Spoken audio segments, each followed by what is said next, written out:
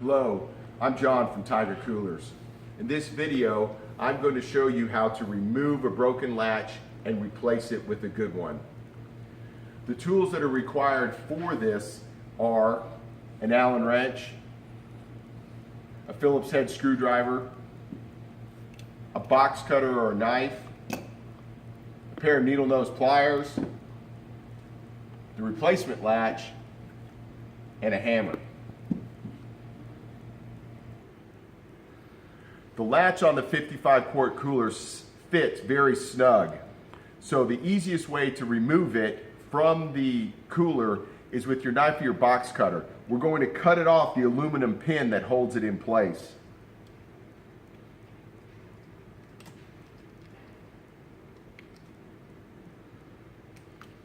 Once it's cut, we're going to pull vigorously down and remove it from around the pin.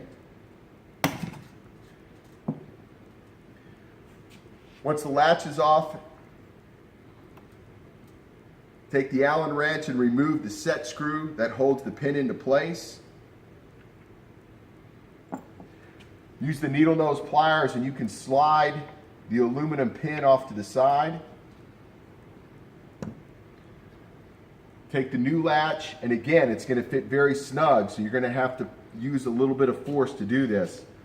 And then you're going to push the pin back through the top of the latch.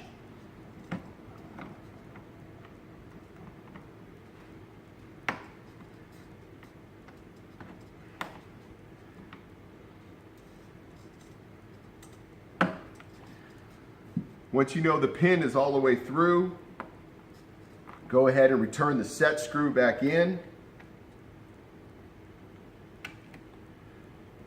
So once the set screw is back in, the latch is now replaced. Thank you.